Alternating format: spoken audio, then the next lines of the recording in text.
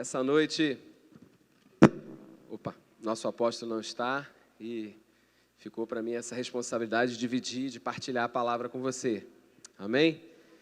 Eu quero também, aproveitando os anúncios, compartilhar com vocês a respeito de 2 livros. O primeiro livro foi Discipulado e Maturidade, que Deus nos abençoou ano passado e nós conseguimos publicar. Eu, Eduardo, Denise, a gente já tem desenvolvido uma livraria aqui em Terra Fértil e nosso sonho, nossos desejos de não apenas atender e nos abençoar, fazer algo para nós, mas a gente tem abençoado o corpo de Cristo com leitura. Eu vejo aqui tantos irmãos que realmente têm lido os livros. E o livro Discipulado e Maturidade já está nas suas últimas unidades. Então, você pode procurar lá no final a livraria Fundamento. E se você desejar adquirir o livro que fala sobre discipulado e aprender um pouquinho mais desse tema, à luz da Bíblia, Deus tem nos dado a oportunidade de ir em outros lugares, outras igrejas, e ali igrejas que estão começando com células e começando a falar de discipulado. Então tem sido abençoador. Eu fiquei muito feliz com 2 resultados desse livro. Lancei em setembro do ano passado, vai fazer um ano. Quando eu fiz uma pesquisa de opinião em Antioquia, o Roger passou a lista lá para o pessoal dizer qual o livro que eles leram. A maioria dos alunos, Discipulado e Maturidade. Falei, que bom, a turma está lendo. E me marcou muito uma pessoa que disse que nunca tinha lido um livro na vida. Que o primeiro livro que ela leu foi Discipulado e Maturidade. Eu fiquei muito feliz, porque quem sabe a importância de ler, né, sabe o quanto isso muda, o quanto amplia, o quanto você pode ser mais profundo. Uma pregação dura 1 hora, mas um livro você mergulha com muita profundidade num assunto. Então, se você desejar, tem esse livro lá no final. Tem aquela imagem aí? Eu quero apresentar o segundo livro. Amém? Em primeira mão, essa imagem ainda não é definitiva, mas esse ano a gente vai lançar Uma Carta ao Mundo. Amém? É o segundo livro que vai falar de evangelismo, amém? Evangelismo e missões. Evangelismo e missões. Surgiu no coração do Eduardo e da Denise, no meio de Camila, a gente conversou, a gente assistiu um vídeo sobre a missão da aldeia Nicila, em Angola. Eles mantêm uma escola para muitas crianças e dão as refeições para aquelas crianças. Muitas crianças só comem naquela escola e não esperam o dia seguinte para comer de novo na escola. E eles precisam de ajuda para manter todo esse trabalho e ampliar o trabalho deles. Então, surgiu no nosso coração que toda a lucratividade desse livro vai para a missão em Angola. Amém? Então, às vezes, você quer contribuir, quer ajudar de alguma forma e não sabe como, você vai poder contribuir assim que a gente lançar o segundo. Já estamos aí na fase de últimos detalhes, né? Daqui a pouco vai, em nome de Jesus. Em setembro eu quero lançar. Escrever é uma forma, eu vou falar um pouquinho disso hoje, é uma forma da gente deixar um legado para a Igreja de Cristo, né? Deixar alguma coisa para as próximas gerações. Ainda que a gente saiba que depois de um tempo eu vou rever algumas coisas e falar, olha, mudei aquilo que eu pensava, mas de alguma forma aquilo que a gente já falou, já toca, já deixa algo no coração das pessoas. Você está pronto para receber a palavra nessa noite? Amém? Pai, eu te agradeço por esses que vieram aqui, Pai, porque o Senhor tem um bom plano para a vida deles. Ajuda-me, Pai, a partilhar a sua palavra, para que seja marcado no coração deles, para que eles tenham os seus pés bem firmados naquilo que o Senhor deseja deles, para que eles não temam, para que eles sejam levados a uma posição espiritual de autoridade, uma posição de saber que é filho de Deus, que está experimentando a graça da filiação, que eles possam, Senhor, entrar nessa atmosfera de ensino nessa noite e sair daqui transformados em nome de Jesus. Amém. Eu ouvi essa semana 3 perguntas que me deixaram, me tomaram muito minha atenção, que me deixaram muito atento. Eu procurei meditar nessas 3 perguntas e escrever respostas a essas 3 perguntas. Então, a palavra dessa noite é uma resposta a 3 perguntas. Quem você é? Repita assim, quem eu sou? A quem eu quero agradar? E o que eu quero realizar? Perguntas fortes sobre identidade. Identidade é um tema que eu amo falar. Quem eu sou? a quem eu quero agradar e o que eu quero realizar. Eu me lembro de um jovem, certa vez, que ele ouviu sobre santidade, a gente falava, pregava, ensinava a se santificar, e ele tinha vindo da sua vida no mundo, já tinha feito muita coisa.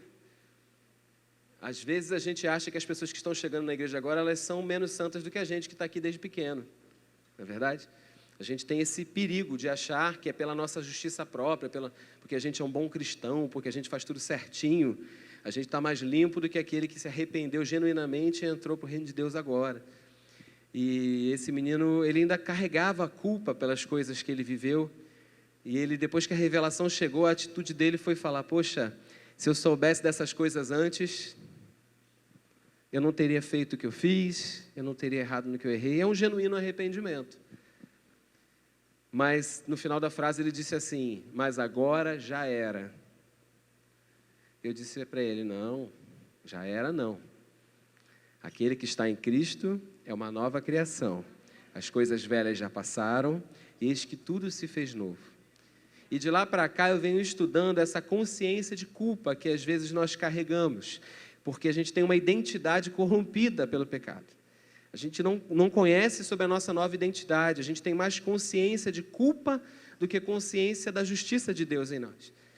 E eu tenho estudado, dado aula disso em Antioquia, durante muitos anos, porque eu quero ajudar você a romper esse ciclo de culpa e condenação que não deixa você voar nos lugares mais altos em Deus, sabendo a sua identidade de filho.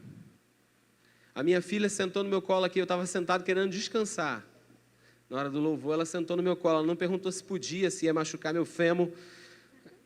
Ela só consegue confiar em mim a ponto de sentar e não perguntar. Então, os filhos ensinam muito a gente sobre filiação. E a gente tem meditado tanto esse assunto esse ano, a graça da filiação. Tem sido o tema da gente esse ano, a graça da filiação. E eu tenho falado: Senhor, eu quero entender o que significa ser teu filho. Então, a primeira resposta, a primeira pergunta, o que quem você é? A tua identidade primeira é filho de Deus. Filho de Deus. E não tem a ver com obras. Não tem nada a ver com o que você faça. Tem a ver com o que Deus declarou a seu respeito. Quando foi que Deus anunciou que Jesus era o Filho? Você sabe o texto? Não vou abrir, eu vou citar. Você acredita que está na Bíblia, tá bom? Vamos fazer assim? Tá bem? Batismo de Jesus. O Pai falou: esse é o meu Filho, em quem eu tenho prazer. Ele me alegra, ele me apraz, ele me dá prazer. Esse é o meu Filho. Foi quando Deus anunciou para o mundo que Jesus era o Filho de Deus. O que Jesus já tinha feito de boas obras naquele tempo?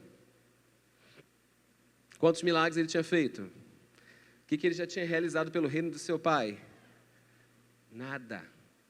Jesus não tinha começado seu ministério, ele não tinha realizado nenhum milagre.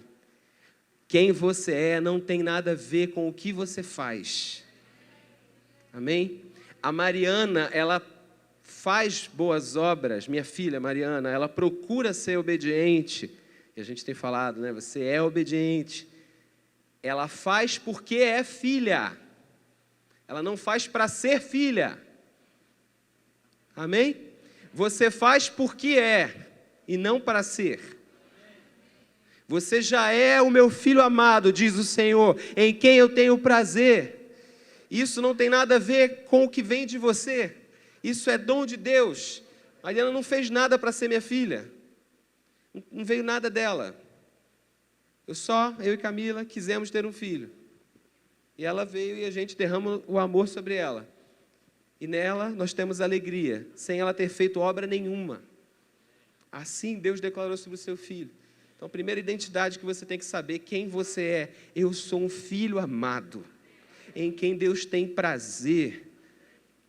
E você precisa entender a sua missão. O seu nome precisa estar casado à sua missão. Quando fala o seu nome, você precisa, de preferência, pautar na Bíblia as suas convicções.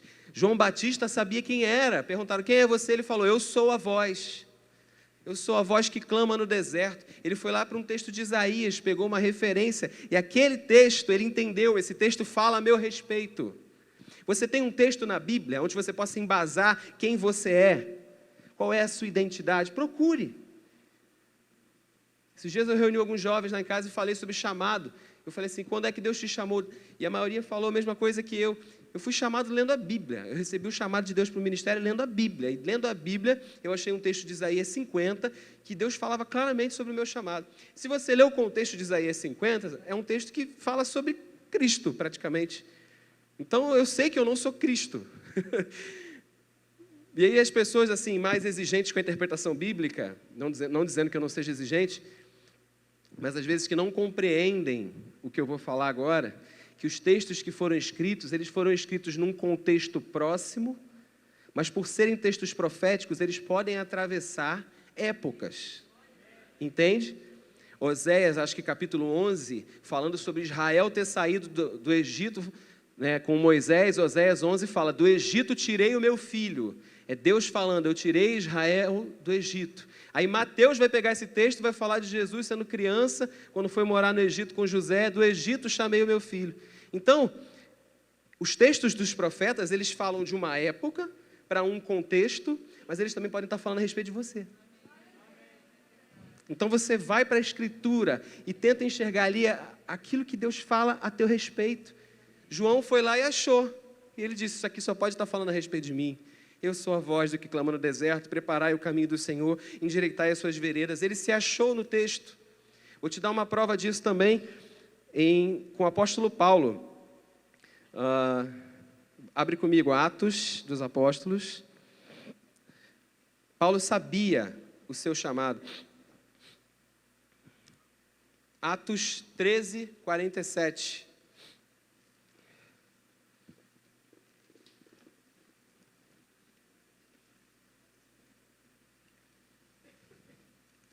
Quando Paulo começa o seu chamado missionário, ele prega primeiro aos judeus numa cidade, os judeus ficam muito chateados, enciumados, começam a criticá-lo, e aí ele fala, agora eu vou para os gentios. Assim o Senhor nos ordenou, Atos 13, 47, eu fiz de você luz para os gentios, para que você leve salvação até os confins da terra. Esse texto está em Isaías 49, e esse texto fala a respeito do Messias, do Cristo. Mas Paulo achou e falou, isso aqui está falando de mim. Se você lê Isaías 49, não tem todas as características de Paulo ali não. Está falando de Jesus. Isaías 49. Mas Paulo achou esse trecho e entendeu que aquela mensagem profética era ele. Peraí, eu sou a luz para os gentios. É verdade, é sobre Cristo, mas também é sobre mim. Então que você encontre na Bíblia Deus falando com você quem você é. Tem pessoas que têm mais facilidade por questão de personalidade, de afirmar a sua identidade, outros têm mais dificuldade, mas que não seja por uma questão de temperamento, mas por uma questão de fundamento bíblico, que a Bíblia te prove quem você é. Amém? Não tem consciência culpada, a condenação do diabo, que suporte a 5 minutos de confissão da palavra de Deus. Eu sou a luz para os gentios. Paulo sabia que ele tinha um chamado para pregar aos povos estrangeiros, para os reis da terra. Ele sabia que parte do chamado dele envolvia estar diante de reis e autoridades. E ele estava se preparando para aquilo. Então você precisa ter na Bíblia convicções de quem você é. Eu sou a voz do que clama no deserto. Eu sou a luz para os gentios. Entender a sua identidade bíblica, quem você é. Você não faz para ser filho. Você faz porque é filho. 2 Coríntios 5, 21. Vai para lá comigo. Esses dias, preparando essa mensagem, Deus me mostrou um sonho, onde eu não costumo sonhar, mas o apóstolo falou aqui que a gente sonharia, né? E no sonho eu via 2 cenas, que depois, igual o sonho que José interpretou, as 2 cenas se referiam a uma coisa só. Na primeira cena, eu via uma roda gigante. E a pessoa que estava na roda subia, e ela sentia muito medo daquela altura, mas gostava, mas daqui a pouco descia de novo. Subia e descia. Aí eu acordei, voltei a dormir, e eu sonhei com um astronauta voando e vendo o planeta Terra lá de baixo. E eu acordei com as sensações de medo, assim, mas ao mesmo tempo um medo e uma admiração com aquele planeta todo azul. É como se eu tivesse ido mesmo. Parecia um arrebatamento, gente. E o Senhor falava assim: eu quero fazer de você um foguete. Chega de roda gigante. A sua vida. O Senhor me trouxe essa ilustração para entregar a você essa noite. Chega de subir e descer. Chega de quase chegar. Chega de ir e voltar. Quero fazer de você um foguete. Você precisa ter imagens que tragam à sua memória a sua vocação em Deus. Ninguém mais vai me parar, porque eu entendi quem eu sou. Eu entendi a quem eu quero agradar e o que eu quero realizar. A minha missão enquanto filho de Deus é enxergar a terra pequenininha lá embaixo. Enxergar as coisas da perspectiva, do lugar onde Deus está. 2 Coríntios 5, 21. Pode colocar aí? Tem aí? Deus tornou pecado por nós, aquele que não tinha pecado, para que nele nos tornássemos justiça de Deus. Aquele que não conheceu o pecado, Deus o fez pecado por nós, para que nele fôssemos feitos justiça de Deus. Houve uma troca. Deus pegou o pecado que estava em mim e colocou sobre Cristo. Essa parte a gente entende, a gente canta nas músicas, mas às vezes a gente não entende a outra realidade, que tem tudo a ver com identidade. Deus pegou a justiça que estava em Cristo e colocou sobre nós. Eu sou justo como Jesus era justo. Amém? A identidade que estava sobre Cristo está sobre mim. Eu sou filho como Jesus era filho. Ele trocou as minhas vestes. Imagina a pior coisa que alguém poderia fazer contra você. Imagina uma ofensa muito grande. Eu acho que a pior coisa que alguém poderia fazer é machucar um filho da gente, né? O que você faria com um cara que... Ai, quero nem falar. Não dá um negócio ruim? Só de pensar? Imagine se alguém machucasse um filho seu e você chegasse para ele: toma aqui o dinheiro da passagem para você ir para Disney. Toma aqui o dinheiro, já comprei a passagem, você vai se hospedar num hotel 5 estrelas lá. Estranho isso, né? Que atitude esquisita.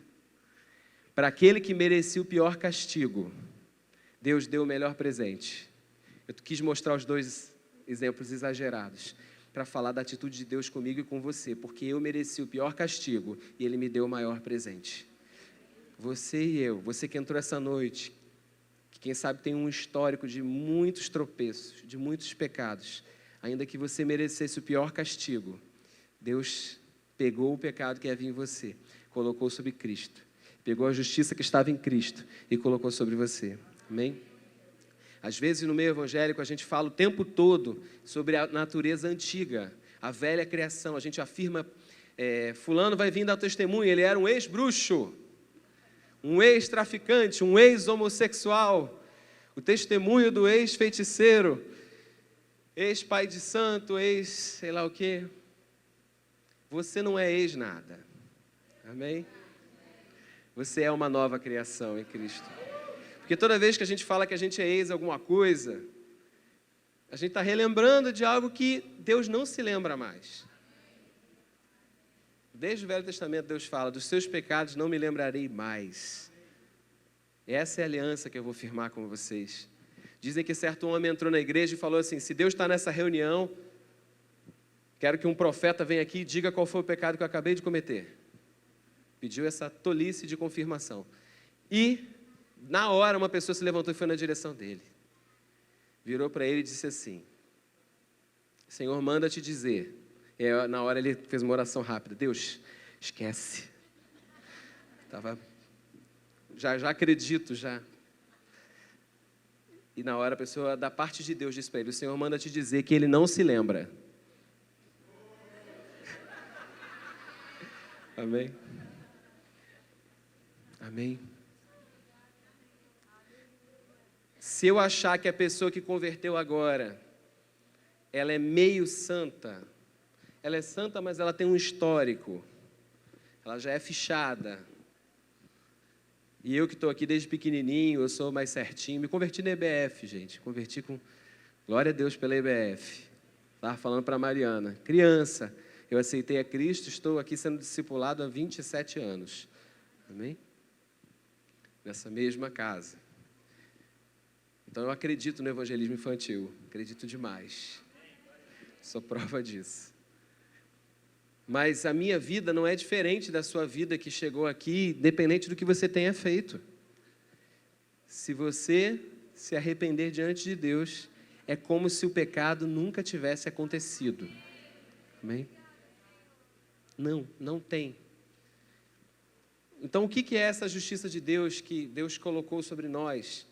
Eu gosto de dizer que justiça de Deus é a condição de estar de pé diante de Deus, sem medo, sem culpa, sem condenação, chamando Deus de Pai, como se o pecado nunca tivesse acontecido. Você pode fazer essa confissão de fé comigo? Justiça de Deus é a condição de estar de pé diante de Deus, sem medo, sem culpa, sem condenação, chamando Deus de Pai, como se o pecado nunca tivesse acontecido. Amém? Às vezes a gente fala da nossa nova natureza, mas a gente afirma coisas da velha ao mesmo tempo. A gente fala assim, eu sou fraco, eu sou pobre, pecador, miserável.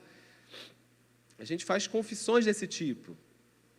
Eu me lembro de pessoas que falam, eu sou fraco, e às vezes apelam para relembrar-se da sua natureza humana. Mas eu sou humano, mas eu sou homem, mas eu sou de carne. Eu sempre digo, por que você não fala? Eu sou um espírito, eu estou sentado com Cristo nas regiões celestiais.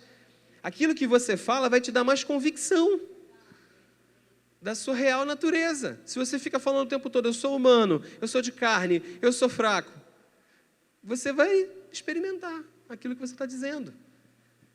E às vezes nós queremos afirmar, eu sou santo, eu sou justo, mas eu sou um pecador regenerado. Eu sou um pecador justificado. Eu sei que a teologia tradicional ensina isso. Você é um pecador regenerado, você é um pecador justificado.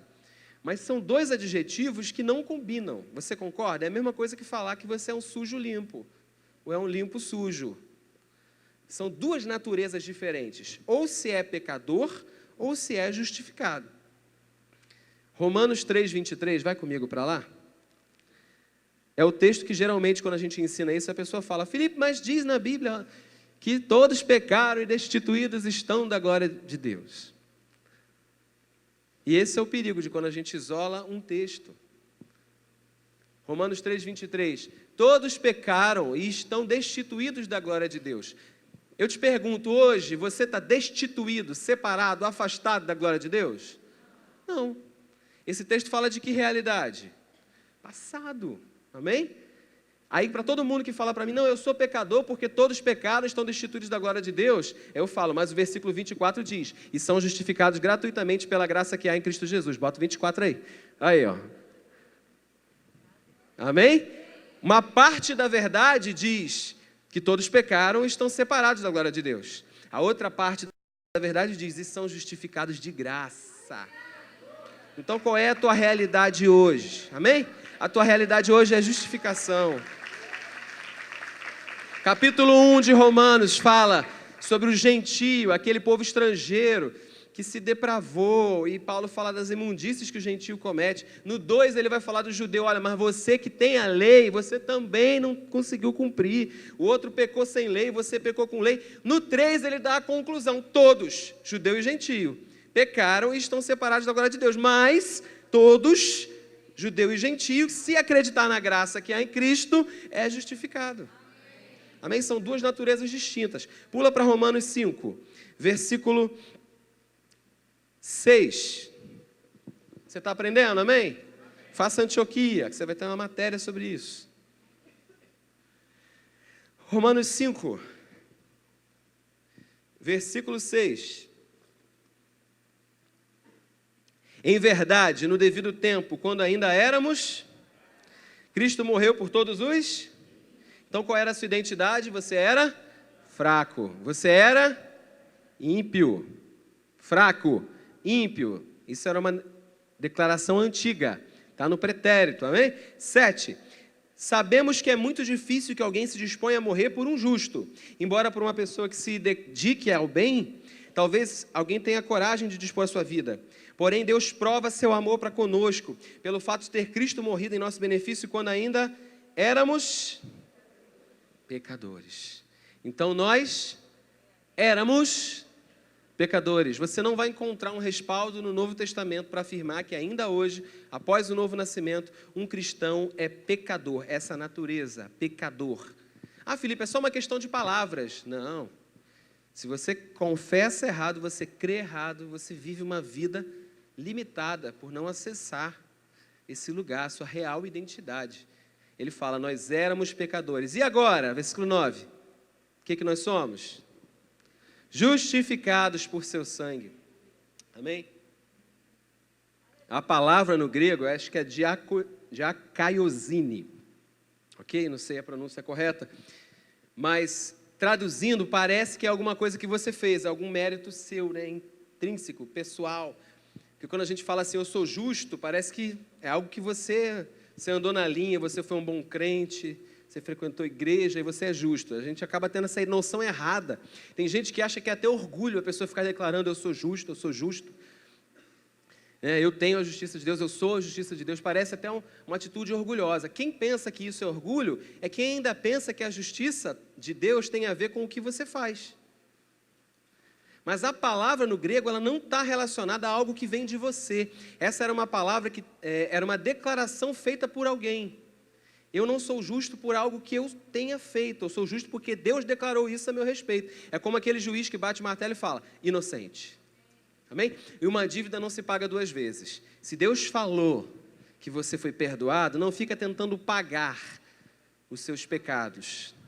Tem gente que acha que vai viver de qualquer forma porque está pagando, porque fez muita besteira. Não entendeu a justiça que vem de Deus. Esse tema parece assim antigo, e é antigo nas Escrituras, mas ainda há muita dificuldade de entender. Como eu falei, às vezes a pessoa se converte e pensa, agora já era, já fiz um monte de coisa. É como se não tivesse feito, meu amigo, é como fosse Cristo aqui na terra. Quando você ora, o Pai ouve como se fosse Jesus ouvindo. Entende a graça de Deus sobre você. Não vem de você, não é por obras, para que ninguém se glorie. Sabe, Lutero, na Reforma Protestante, ele lutou contra essas coisas. Ele fez 4 declarações, que são a base da Reforma. Só a fé, só Cristo, só a Escritura, e é só pela graça. Só a graça, porque até então a crença daquele tempo é que era pela fé e pelas obras. Ele falou só a Escritura, porque o povo acreditava que era pela Escritura e pelas tradições. Ele falou só Cristo, porque achava-se que poderia receber o perdão por Cristo e pela intercessão de outros. Ele falou, não, é só pela graça, é só pela fé, é só por Cristo, é só a Bíblia. Amém? É só a Escritura. Então você vai acreditar só porque a Bíblia diz que é assim. Não tem nada a ver com o que você faz. Não tem nada a ver com seus atributos, com suas qualidades. Mais um texto, para você entender a sua identidade, o lugar que você ocupa, 2 Coríntios, capítulo 6, versículo 14.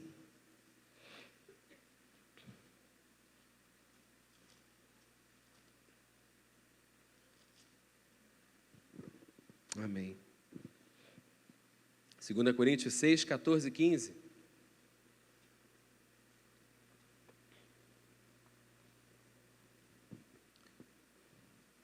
Esse texto que eu vou ler, ele é muito usado para falar sobre relacionamento do jovem cristão, solteiro, para não buscar relacionamento com alguém que não tem a mesma fé, a mesma confissão.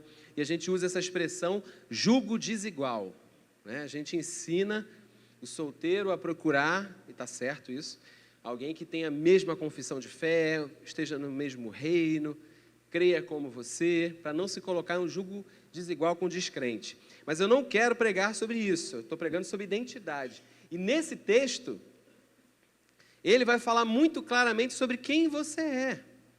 E sobre quem é aquele que não confessa Cristo, que não crê em Cristo. Então, as identidades são muito bem definidas. Ele fala assim, não vos prendais a um jugo desigual com os descrentes ou infiéis, na minha versão. Porque que sociedade tem a justiça com a injustiça? Que comunhão tem a luz com as trevas? Que concórdia há entre Cristo e Belial? Que parte tem o fiel com o infiel? Ele chama o descrente de infiel, injustiça, pesado, né? Trevas e Belial. São os nomes que ele usa. Injustiça, infiel, trevas e Belial. Mas eu não quero prestar tanta atenção nisso. Eu quero prestar atenção no que ele chama você e a mim. O crente é justiça, luz, Cristo. Amém? Que concórdia há entre Cristo, depois ele fala o templo de Deus e os ídolos. Você é o templo de Deus, você é a justiça, você é a luz, você é Cristo. Não aceite qualquer outra declaração que não seja isso. Não importa o que os homens dizem, o que a tradição diz, ou o que a sua alma, como é que você se sente. De repente, hoje você não se sente tão crente assim, você não se sente com tanta autoridade para orar. Não importa como sua alma se sente, o que importa é o que diz a Bíblia. Amém? O que diz a Bíblia a seu respeito, essa é a sua identidade, isso é quem você é. Traga uma imagem à sua memória, uma profecia, uma palavra, algo escrito na Bíblia que diga a respeito de você. E lembre-se do que Deus disse a respeito de você. Pode ser que você aqui lute contra sentimentos na sua alma de amargura, que tentam te deprimir. Eu me lembro uma fase da vida que eu chorava muito, que eu tinha muitas dúvidas no coração, e de repente uma frase saltou no meu coração e aquilo me alimentou. Eu disse assim, eu me levantei e disse para o diabo, você nunca mais vai beber nenhuma lágrima dos meus olhos. Eu ainda choro, mas eu choro com Deus. Amém? Eu não vou alimentar o diabo com as minhas tristezas. Quando eu tiver uma necessidade, eu vou levar para o meu pai. Amém? Então você precisa às vezes se posicionar, dar uns gritos com o diabo. Tranca a porta e diz para a sua alma, como Davi dizia, diz para você mesmo. Diga para o reino das trevas qual é o seu lugar, qual é a sua posição em Cristo, saber quem você é. Ser filho, coisa maravilhosa, ser filho de Deus. Mas ser filho de Deus não é só desfrutar do amor, do carinho, do colo do Pai. Ser filho de Deus também te dá uma missão, que é representá-lo na terra. Como um filho de Deus se comporta? Quem é o filho de Deus na terra? Isso responde à segunda pergunta, a quem você quer agradar? Às vezes a nossa identidade fica muito balançada por causa de quem a gente quer agradar. Você faz a sua vida em torno de agradar a opinião de uma pessoa. E aquela pessoa não te elogia. Nunca reconhece o seu trabalho. E você acha que você é menos, porque não teve o reconhecimento devido. A quem você quer agradar? Essas coisas, às vezes, a gente não pensa sobre, a gente só vai vivendo, né? Mas a gente nunca parou para pensar que muito do que a gente faz é esperando a aprovação de alguém. O conselho das pessoas é muito importante. Eu não abro mão de ter bons conselheiros. Mas eu não posso ser escravo da opinião de todo mundo. Ser escravo da opinião de todo mundo, sabe? Hoje em dia a gente é treinado a isso. A gente posta uma foto. 1 minuto depois a gente abre para ver quem curtiu. Está me curtindo? Não está me curtindo? Por que não está me curtindo? E 5 minutos depois a gente olha de novo. Deixa eu ver se eu estou popular. Quem comentou? Quem compartilhou? E às vezes a gente se torna escravo da opinião dos outros. João capítulo 5, versículo 30. Jesus é o modelo de filho, amém? Se tem alguém que nos ensina a ter uma mente estável, uma saúde, uma paz mental, esse alguém é Jesus. Porque ele sabia quem ele era. Ele sabia a quem ele queria agradar. Isso não significa que você tem que viver uma vida desagradando os outros. Né? Tem um equilíbrio. Mas em tudo que você faz, você tem que perguntar-se, eu estou agradando a Deus com o que eu estou fazendo? Se isso que eu estou fazendo está agradando a Deus, amém, fique em paz, Ele está recebendo. Se o que você está fazendo não agrada a Deus, não dá prosseguimento. João 5,30. Por mim mesmo, Jesus falou, nada posso fazer, conforme eu ouço, assim julgo, e o meu julgamento é justo, porque não busco agradar meu próprio desejo, mas satisfazer a vontade do meu Pai que me enviou. Busca, em tudo que você faz, saber que está agradando a Deus. Não queira mostrar serviço para parecer assim, poxa, como fulano é legal, como ele trabalha direitinho. Mostre serviço agradando a Deus. Aquilo que eu estou fazendo agrada ao Senhor. Esse tem que ser o meu foco. Não posso me perder do meu foco. É claro que agradando a Deus você vai alcançar um bom nome diante dos homens, é fato. Mas nisso que eu estou fazendo, eu estou buscando agradar ao Senhor. Eu não sou mais de mim mesmo. E no texto em si, Jesus não está nem falando sobre agradar ou ser escravo da opinião dos outros. Ele fala sobre não fazer de você mesmo. Porque às vezes a gente está buscando agradar a gente mesmo. Às vezes a gente é escravo da nossa opinião. Também. Ah, não quero fazer. Não quero isso, não quero aquilo. Às vezes a gente tem muitas vontades. E a gente quer agradar as nossas vontades. Ele fala, eu não faço nada de mim mesmo. Eu busco agradar aquele que me enviou. Então você sabe quem você é. Você sabe a quem você quer agradar. E por último, você precisa saber o que você quer realizar. Não admita viver uma vida cristã onde você não realiza nada. Se você é filho, você está interessado nos negócios do seu pai. Qual é a obra do meu pai na terra? E você não trabalha para Deus como se fosse um escravo dele. Você trabalha porque você sabe que tudo que é dele é seu, é a empresa do seu pai. Então, se você faz o negócio de Deus crescer, o reino de Deus crescer sobre a terra, isso é extremamente benéfico para você. Porque você é um com o Pai. O que você vai realizar em Deus? Saber o que você está fazendo te traz uma paz imensa. Saber onde você está, você tem foco. E aonde você vai chegar, você não tem medo das coisas que podem acontecer. Porque coisas acontecem, tá, gente? Situações acontecem que tentam te tirar a paz. Não é verdade? Teu celular cai e trinca. Você fica chateado com aquilo. Aí eu peguei, olhei e falei, Deus seja louvado. Isso é só um celular, gente. Amém? A gente tem que ter cuidado com as coisas, é claro. Mas às vezes a gente se desconcerta por causa de coisas. Roubam a nossa paz. O que você quer realizar? Você entende que todas as circunstâncias, aqui eu peguei uma situação muito pequena. Todas as circunstâncias pelas quais você passa, é Deus formando você para um propósito maior. Amém? Para um propósito maior. Eu vou ler o último texto em Atos 27, mas eu vou contextualizar para você o que está acontecendo. Vai para lá, Atos 27. Paulo, aquele que eu falei que era uma luz para os gentios, que tinha um trabalho missionário maravilhoso. Paulo era tão eficiente naquilo que ele fazia, que diz que em 2 anos toda a Ásia Menor ouviu falar de Cristo. Eu não disse 20, eu disse 2. Em 2 anos, toda a Ásia Menor ouviu falar de Cristo através de Paulo. Está escrito. Então aquele homem fazia parte daqueles que a sociedade dizia, estão botando o mundo de cabeça para baixo. Eles estão enchendo da doutrina.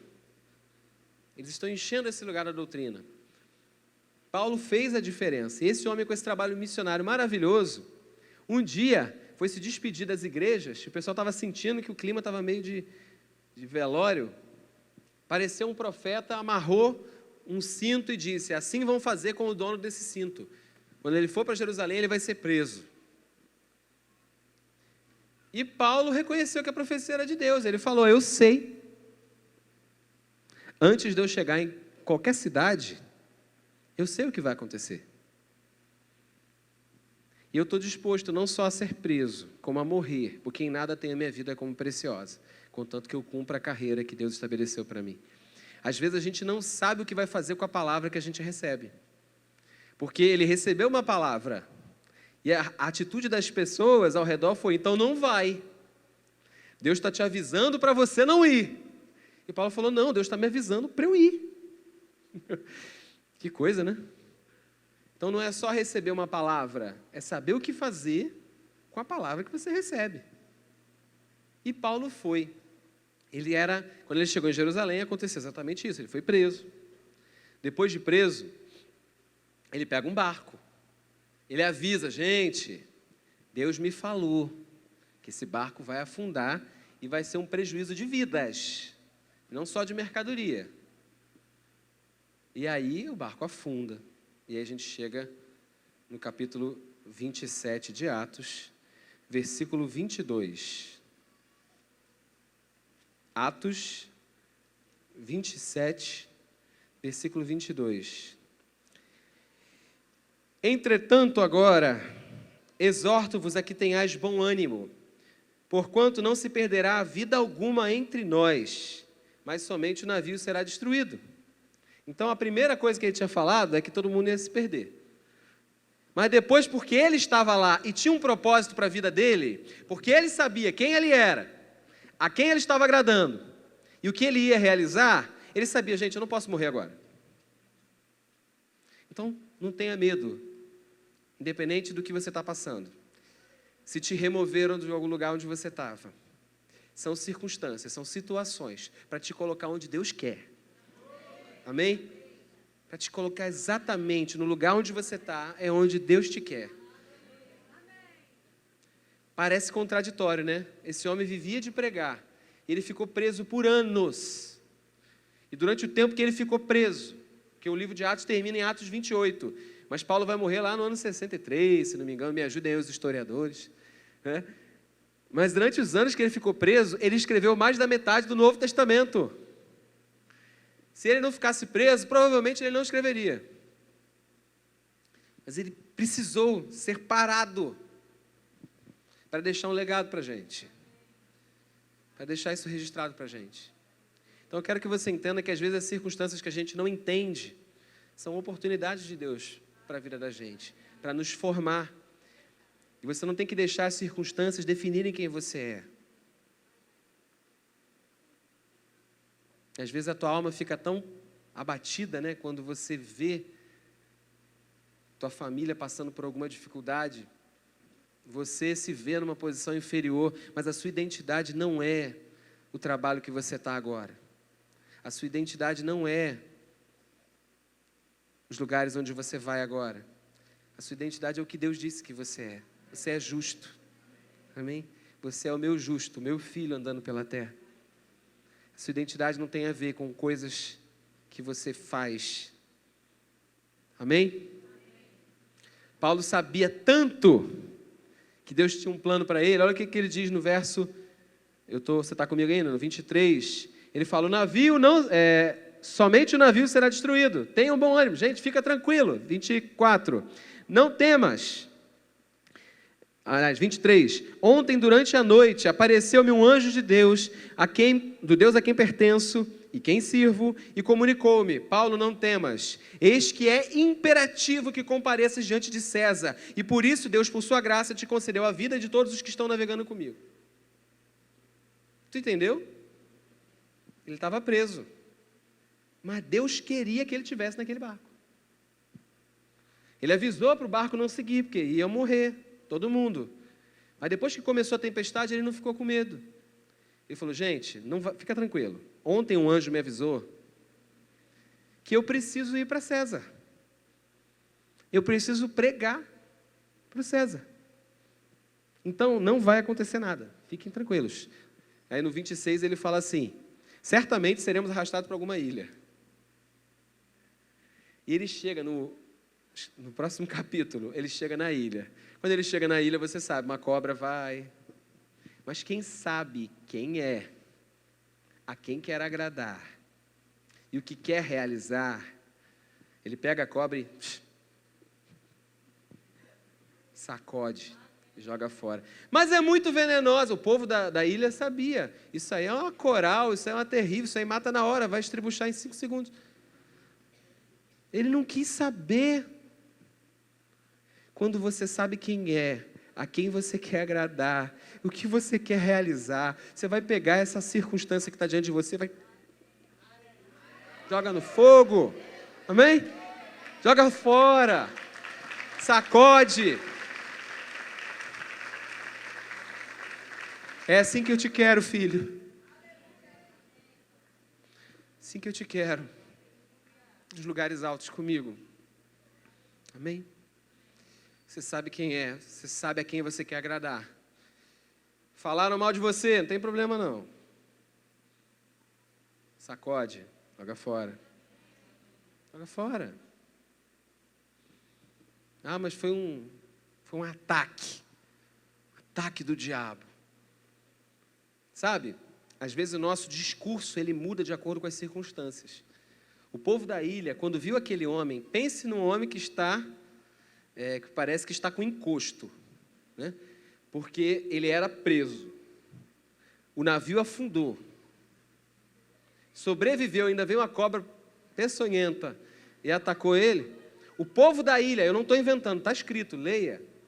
Atos 28, o povo da ilha disse: a justiça não deixará este homem viver. Ele deve ter cometido um pecado muito terrível.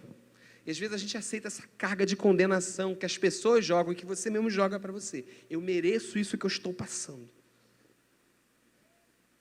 Por causa das circunstâncias, está tudo dando errado, então é porque eu fiz alguma coisa.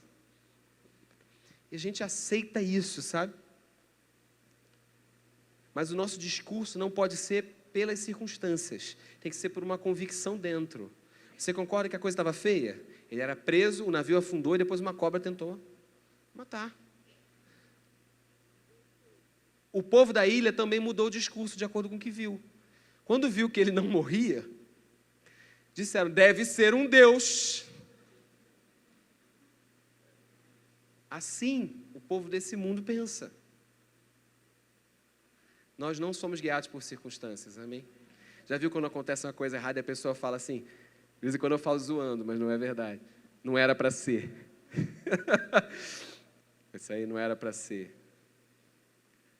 Eu acredito que Deus comunica com a gente através das coisas, mas você não pode ser guiado pelo que vê. Tem que confirmar no teu coração. Deus está falando comigo. Então Paulo sabia, olha, mesmo que eu esteja preso, eu sou o homem mais livre desse barco. O Israel não está aqui hoje, mas tem uma cena do Vingadores 1. Eu vou contar para você, mas é o primeiro. Então, do último eu não vou contar. Você vai entender o exemplo. Super-heróis estavam lutando contra o Loki. E o Loki, você sabe que a coisa está errada com o roteiro do filme quando o vilão se entrega em 5 minutos de filme, né? Levaram o vilão principal preso para a nave. Você fala, peraí, tem alguma coisa errada, não resolveu fácil demais. A história vai acabar agora, tem 2 horas de filme com 5 minutos, já resolveu? E aí o vilão está lá na nave e tem uma hora que eu acho o texto deles bem escrito, assim, os diálogos. Tem uma hora que um deles, dos heróis, fala assim, parece que só esse aqui, você não acha estranho que o único que realmente quer estar nessa nave é ele? Né? O bandido, né, o vilão, se entregou porque queria estar ali. Paulo estava preso. Foi avisado que seria preso. E foi assim mesmo. Porque ele entendia, eu sou uma luz para os gentios. Eu fui chamado para pregar o nome do Senhor para os reis da terra. E o anjo disse, é imperativo que você vá estar diante de César. Então, nem que fosse preso, ele ia. Você está entendendo? Então, as coisas que você passou, as coisas que você viveu, são oportunidades de você fazer o nome de Cristo conhecido. Amém? São circunstâncias, são oportunidades de você fazer o nome de Cristo conhecido. Deus não te esqueceu naquele lugar. Saiba que você é filho. Amém? Mesmo em prisões, você é filho. Ele está cuidando de você. Às vezes a gente fica lembrando tanto, né, das coisas ruins, da desolação, da destruição. Lá em Lamentações, Jeremias diz, eu quero trazer à memória aquilo que me pode dar esperança. As misericórdias do Senhor são a causa de não sermos consumidos. Grande é a sua fidelidade. Que você faça um exercício de lembrar de tudo que Deus já te livrou. Quando as coisas quebram, quando as coisas dão errado, que você se lembre de tudo que Deus já fez por você. Amém? Vamos ficar de pé?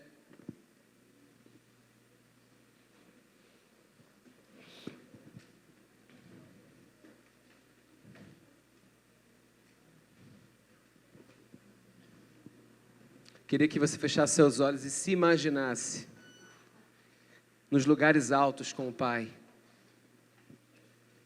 Se a minha imagem emprestada do foguete pode te ajudar, você se veja lá no alto, olhando a terra, lá de baixo e voando cada vez mais alto, cada vez mais alto.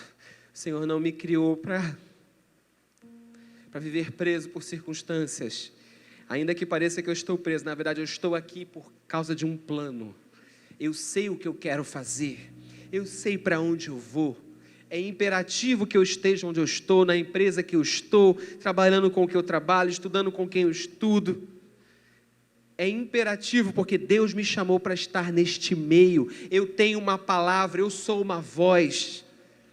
Eu sou um filho de Deus nesse lugar.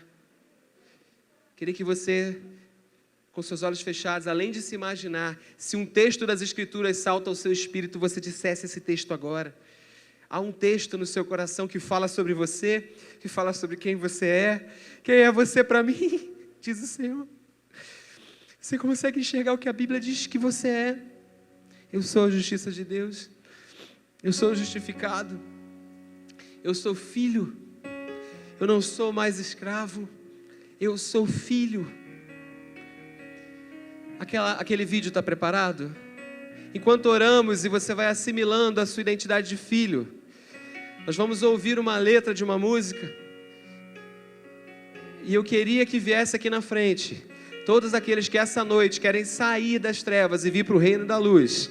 Todos aqueles que querem se reconciliar com Cristo. Todos aqueles que querem ser justificados, receber o perdão absoluto dos pecados, receber o maior presente. Enquanto nós adoramos e você vai ouvir a letra e tentar cantar e confessar e mergulhar nos propósitos de Deus para você e assimilar essa verdade, e nós vamos sair nesse lugar voando nos lugares altos. Enquanto nós adoramos e nos conscientizamos disso, o apelo está feito. Eu queria que você viesse aqui e recebesse dessa mesma vida. Pode colocar a música. Nós não somos mais escravos, nós somos filhos de Deus. No ventre da sua mãe, Ele te escolheu.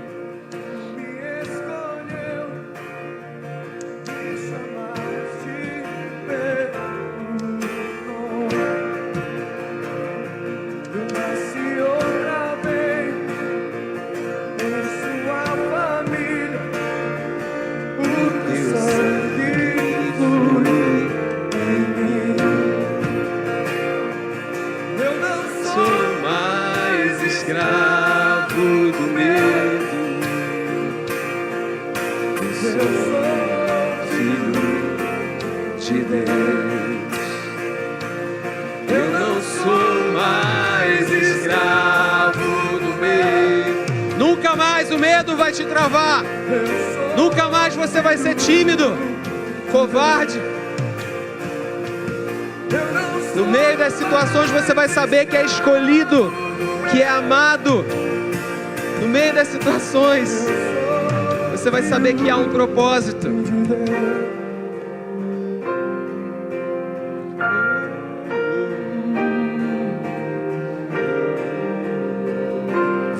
Venha se reconciliar com o Senhor. Venha romper com tudo que te escravizou. Venha ser livre. Veja-se nesse lugar mais alto.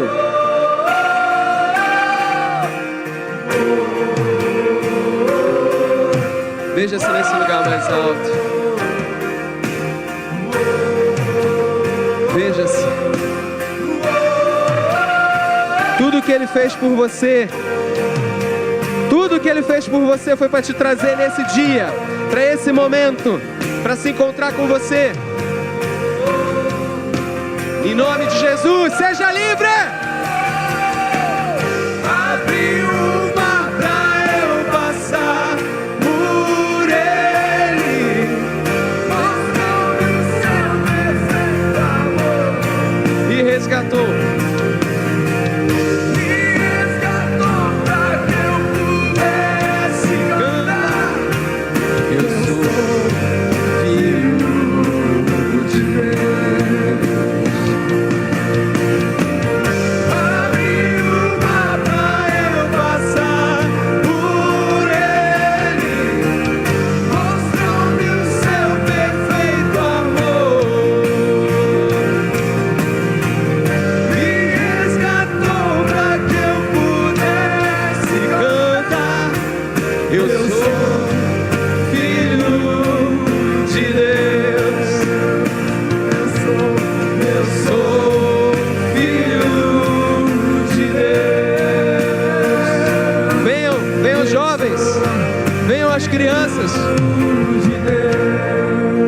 Você quer ser meu filho? Eu não sou mais escravo. Você pode cantar, igreja? Solta esse Isso, grito mais dentro forte de que você. puder. Eu sou. E as cadeias do diabo caem. Eu não sou mais. Eu não sou mais. Eu não sou mais. Eu sou filho de Deus. Eu não sou mais escravo do medo. Eu sou filho de Deus. Levante as suas mãos. Eu não sou mais escravo do medo. Todo medo saia desse lugar. Nós somos filhos de Deus. Filhos. Eu não sou mais escravo. E você pode fluir, correr, pular. Você é filho. Eu não sou mais escravo do medo. Eu sou filho de Deus. A todos quantos o receberam, deu-lhes o poder, o direito de serem chamados filhos de Deus. Queria que você que veio aqui na frente repetisse comigo: Senhor Jesus, eu creio que o Senhor morreu e ressuscitou para me perdoar dos meus pecados. Eu recebo o perdão, a cura, a libertação. As minhas dívidas foram pagas e eu sou aceito por Ti. O meu nome está escrito no livro da vida. O Espírito Santo habita dentro de mim e eu vou falar do Teu amor ao mundo. Eu sou um filho de Deus. Amém. Todos os filhos nessa noite, vamos declarar nossa liberdade no mundo do Espírito agora. Toda timidez, toda cadeia que te prendia, você vai declarar 3 vezes comigo: eu sou livre, amém? E todas as cadeias que te prendiam a um comportamento ansioso, depressivo, tímido, acovardado, se você falar e crer, assim será contigo. Vamos declarar: eu sou livre! Eu sou livre! Eu sou livre!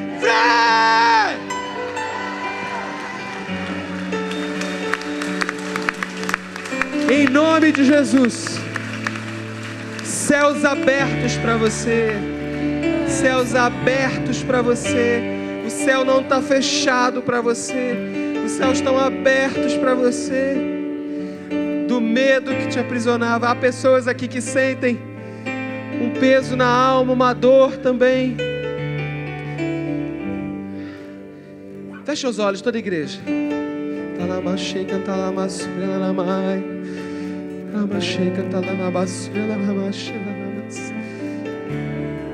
Você que de alguma forma sente pânico, depressão, insônia, algumas perturbações noturnas, você precisa, para entender o que a Bíblia fala, você precisa ser liberto, para que esses textos possam transformar, para que a Bíblia possa transformar você.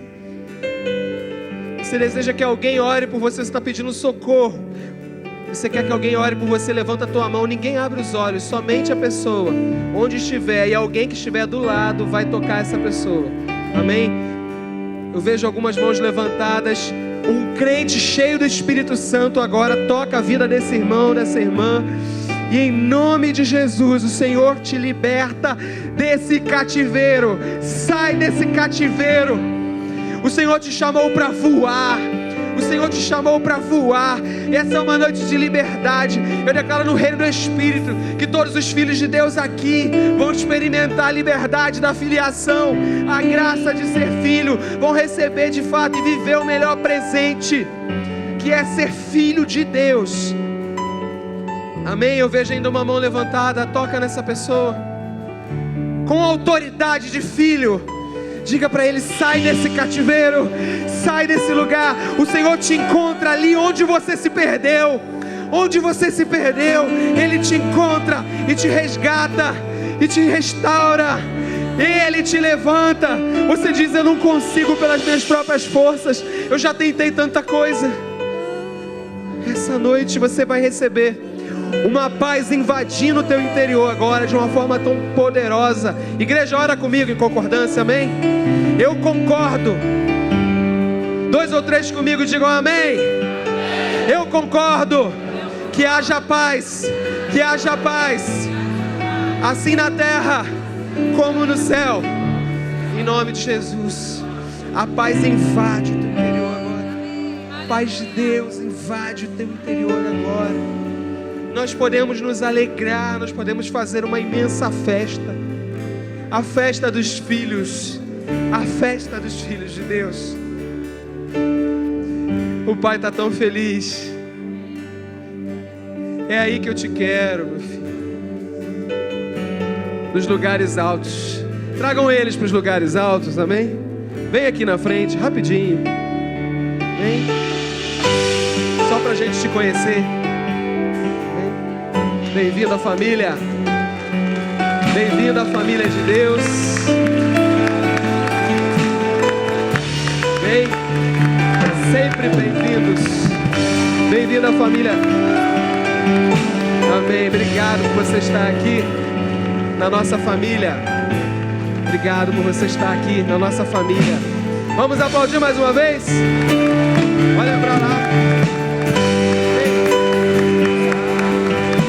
Isso é especial para Deus, para nós. Amém. Obrigado. Podem acompanhar esses irmãos, tá bom? Eles vão pegar os dados de vocês, para a gente poder acompanhar a vida de vocês, cuidar de vocês, ver vocês crescendo. Amanhã eu vou me sentar, vou ouvir você pregar. Não sei se é isso que Deus tem reservado para você. Somente voe. Aquilo que Deus reservou para você. Escute isso. Aquilo que Deus reservou para você. Nem todo mundo vai pregar, mas aquilo que Deus reservou para você.